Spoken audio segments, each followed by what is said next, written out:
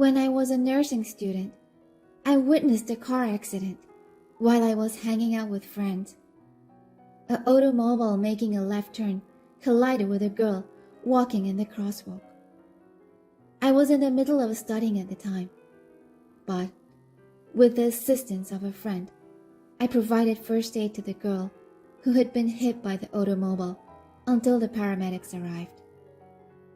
When the ambulance arrived, we climbed into the ambulance car together because the girl was alone, and we headed to the hospital.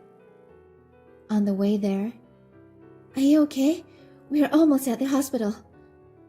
I talked to her like that. The girl was partly conscious and nodded in response to my voice.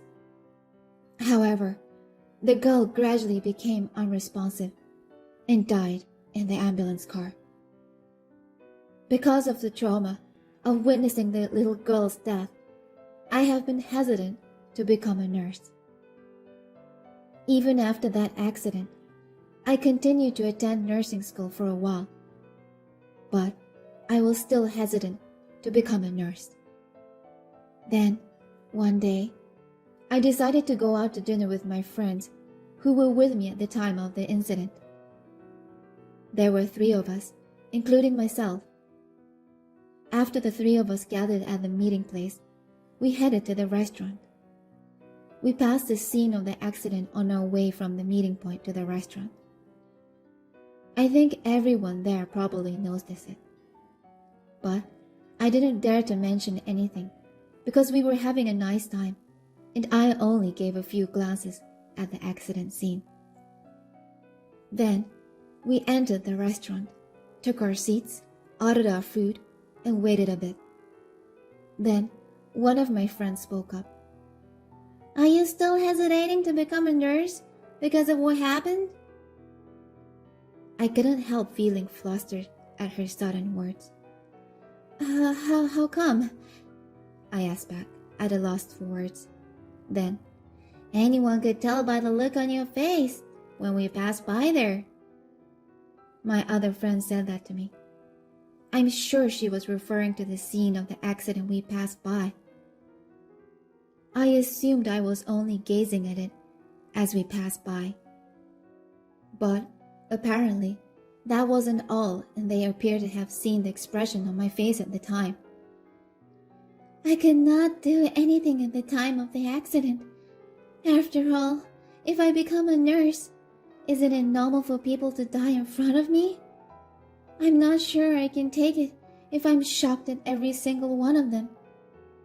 That's why I'm thinking of changing." When I said that, "Here you are!" The meal was served. The conversation was interrupted at the halfway point, but the meal looked so delicious, so I didn't care. I decided to eat them before continuing the conversation. The food was so delicious that I was so absorbed in eating it, and I forgot all about the conversation we had just had. But my 2 friends were different, and once we finished the meal, "Do you think you could do anything else? I believe you have a talent for nursing, but you can't do anything else.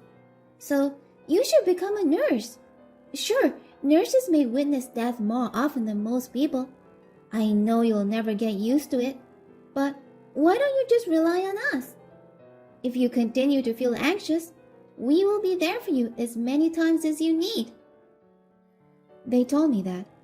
Hearing it, I remembered how much I wanted to be a nurse, and tears welled up in my eyes. "Thanks." I thanked them both. My voice was quivering slightly, but they didn't mind. "You're welcome," they replied. Then, with the support of my friends and instructors at the nursing school, I was able to successfully complete nursing school and receive my nursing license. In my first year of nursing, I was assigned to the surgical ward. It was far worse than I had anticipated. I had to know more disease names and technical terminology than I could ever remember. And, as I had long feared, patient deaths occurred on a daily basis. In addition, I was bullied and verbally abused by senior nurses and doctors, which gnawed at my mind. One day, I was feeling depressed from these things. I was on the hospital roof after a night shift, admiring the scenery. After enjoying the view for a while, I turned around and leaned against the wire fence. I saw a familiar face. It was the girl I had saved when I was a nursing student. To be exact, I tried to save her, but I could not.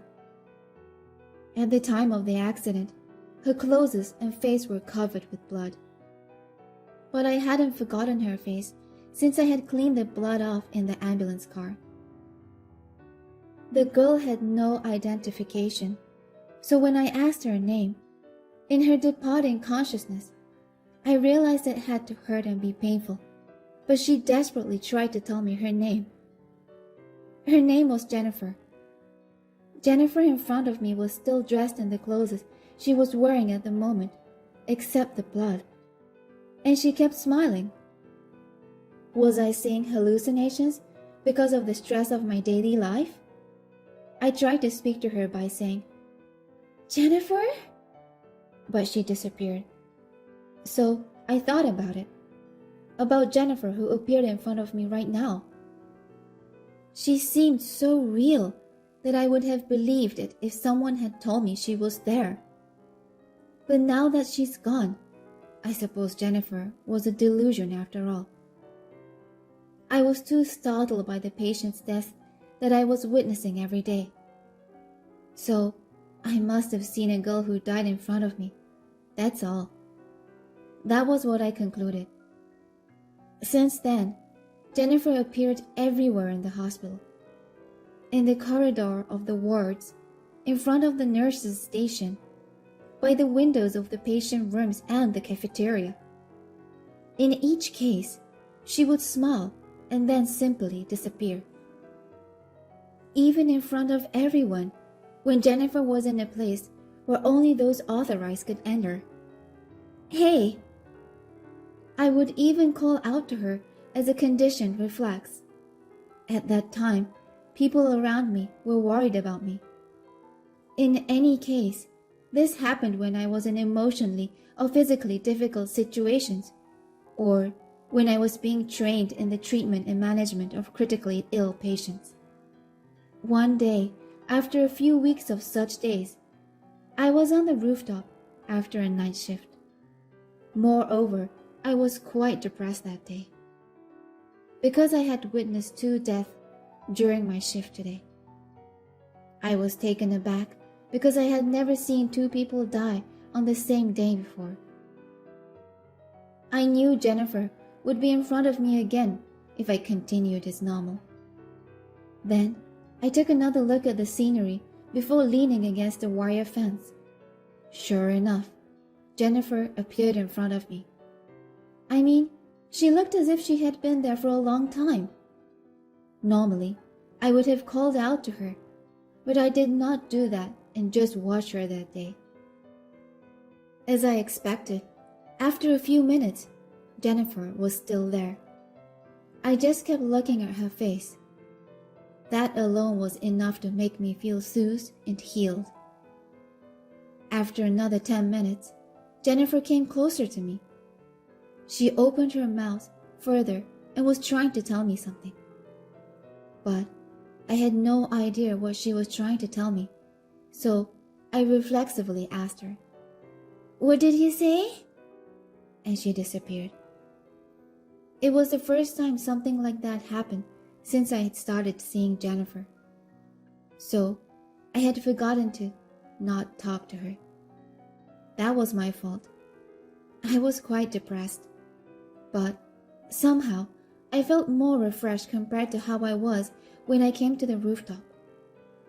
I felt like I'd be able to perform my best tomorrow thanks to Jennifer. A few years later, I worked my way up to the position of chief. I was overly excited on my first day as a chief and arrived at the hospital early. So I went into the locker room to change from my clothes into my uniform. Jennifer was standing in front of my locker. I thought it was strange because I was not particularly mentally or physically tired that day. Then, as I approached my locker, Jennifer smiled and said, "Thank you for helping me. You know, I could hear your voice all the way till I died. You kept saying to me, 'Don't worry, we are almost at the hospital.'" Hearing those words, I started to cry, recalling that day. I cried and cried. I'm sorry I couldn't save you." I kept telling that to Jennifer. Then, "No, it was not your fault. There was nothing you could do at the time. So, don't worry about it. I was more than happy that you kept talking to me and being with me. I really appreciate it," she told me. I burst into tears as soon as I heard Jennifer's commands. Jennifer continued to speak while looking at me like that. "Hey, it's time for you to go. People who are suffering are waiting for you. I stayed by your side because I was worried about you, but it's time for me to go as well. Miss, I should call you a nurse now. Thank you, and congratulations on your accomplishment." After saying that, Jennifer smiled and disappeared. Fortunately, no one saw me cry today because I arrived at work early. Furthermore, having Jennifer say such beautiful things to me in the morning made me even more motivated.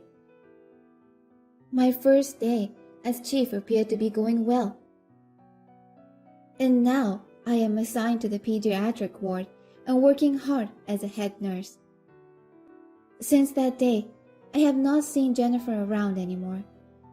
But Jennifer gave me a final word that was very important to me. Those words gave me the confidence and courage to continue working as a nurse. I want to aid everyone with all my heart and soul, just as I did when I witnessed that accident. There isn't a single day that goes by that I don't think that way. I'll be fine even if Jennifer doesn't appear in front of me, no matter how difficult it is for me, because Jennifer is still alive in my heart.